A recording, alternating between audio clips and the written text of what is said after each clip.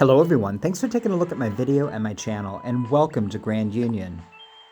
So guys, today we are going to talk about Project Blue Rose. I know in my last video I talked just a little bit about it, but Project Blue Rose is a real thing, and it happened. And I'm excited to say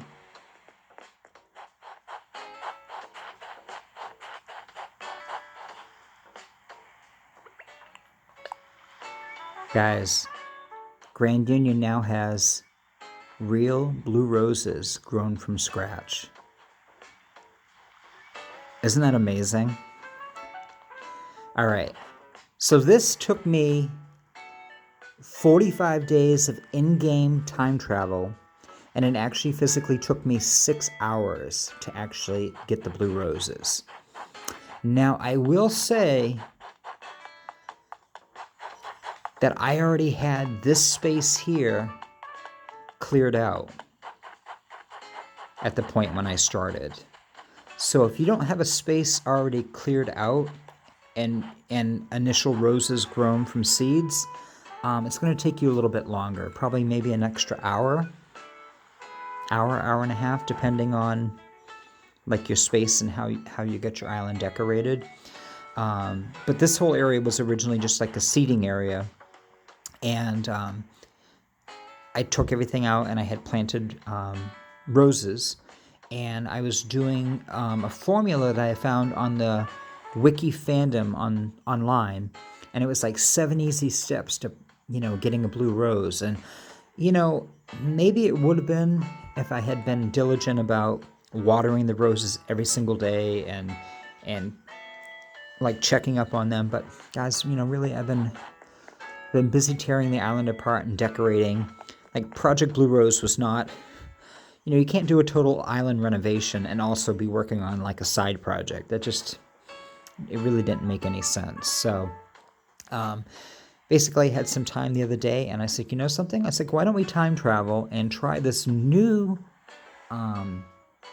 easier, like it's like 4 easy steps, something like that, to actually get a blue rose. So for anybody that doesn't have blue roses that would like them and would like the challenge of trying to grow them themselves, because it definitely is a huge challenge, guys. It's not simple and easy, but it really is. It's just a case of time traveling day by day and watering your roses, and then kind of cleaning up and moving roses where they need to go, and then time traveling again another day and doing the process over.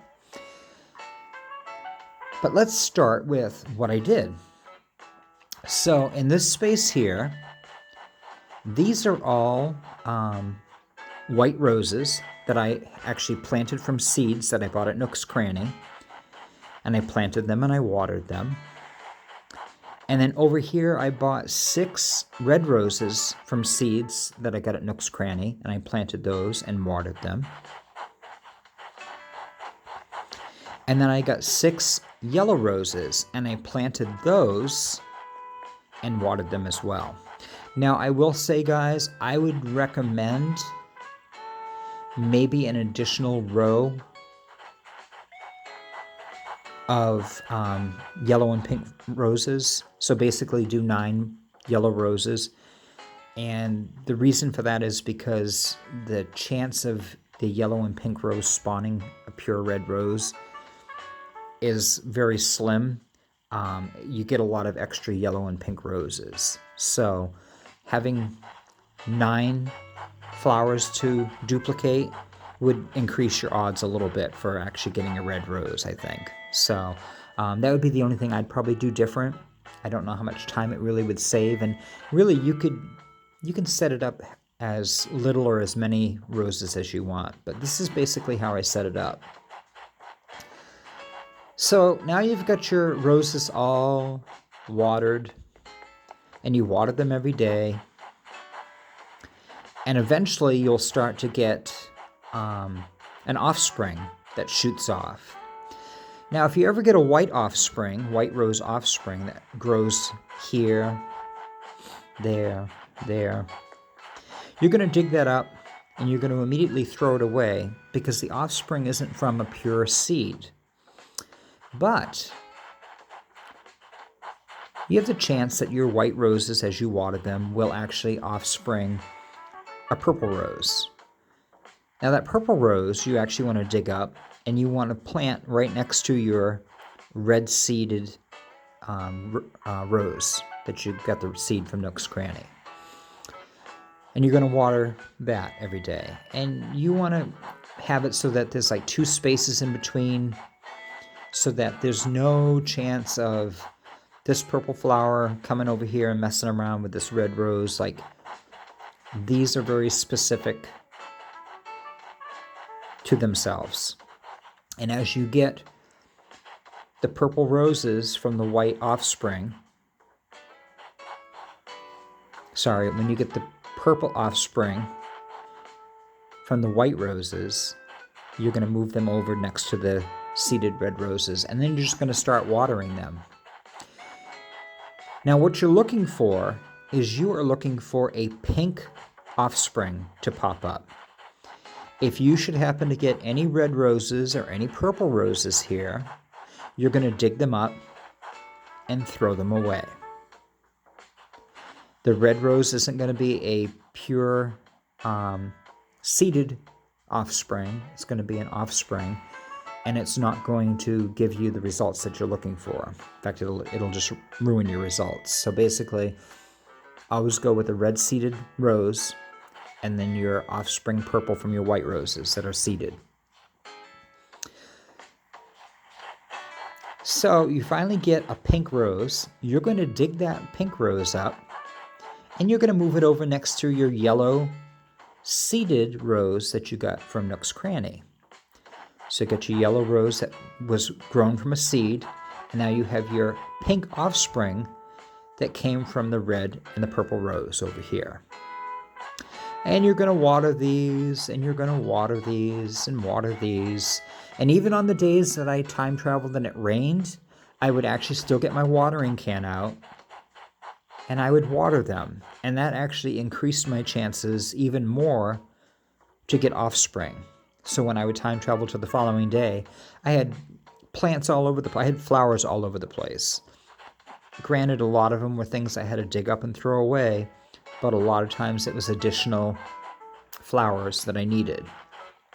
Now, I will say that once I got my 6 purple roses, I stopped watering my white roses because I no longer needed purple roses. And again, once I got my 6 pink roses, I stopped watering my red and purple roses. However, as I said earlier, I definitely would recommend doing an extra row of the yellow and pink roses, because the yellow and pink rose will eventually, as you water them, they're going to give you a pure red rose. Now, this pure red rose is not like this red rose. So this red rose that comes specifically from the seeded yellow rose that you got from Nook's Cranny, and then the offspring pink rose, this red rose is going to be your pure rose that you're going to get your blue roses from. You're going to dig up this red rose, and you're going to want to take it far, far away from everything else.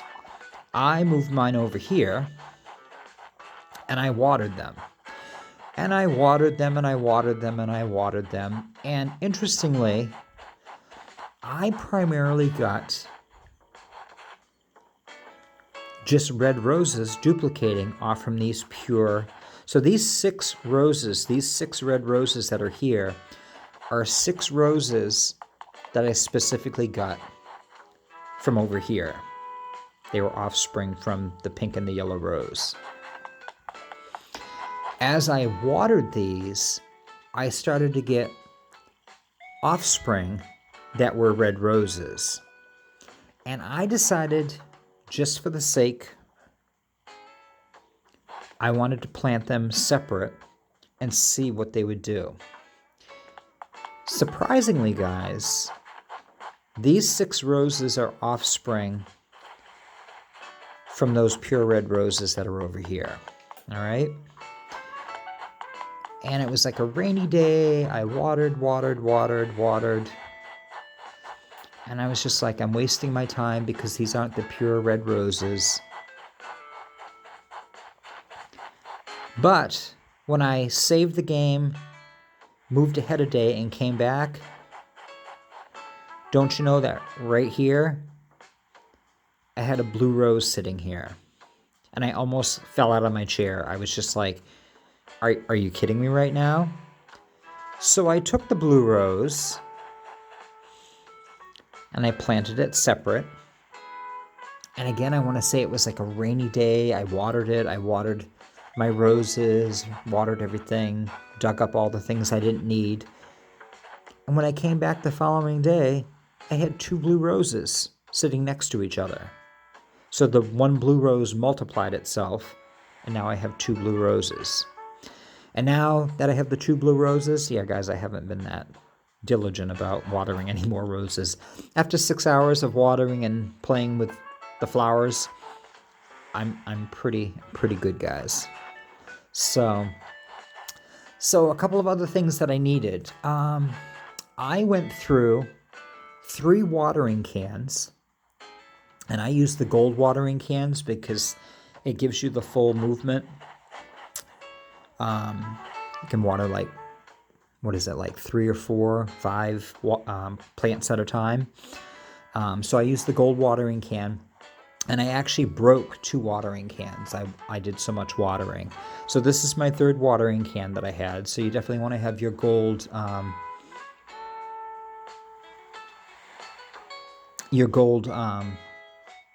nuggets and your flimsy watering cans available, and kind of have your iron nuggets available, so you can go from like the flimsy watering can to the watering can to the gold watering can.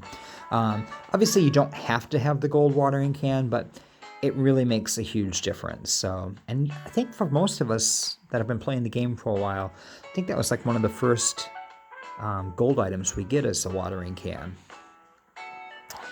Again, the shovel, I don't have the gold shovel yet, so I just have the regular shovel, and I broke 5 shovels. So this is shovel number 5. This is either shovel number 5 or shovel number 6. But I had a bunch of them made, and yeah, I went through like 5 shovels. And that was basically just digging these up and moving them around, or digging up the offspring that were red and purple that needed to be thrown away. And just kind of getting things situated. So 5 shovels is what I went through. And then having a trash can right here, because, you know, as much as, I think it's 200 bells per flower, I didn't want to be running them over to Nook's Cranny all the time. So I literally just took and dumped them in the trash. And then once everything was done and watered, I'd save for the day, move ahead a day, and yeah, I guess I can...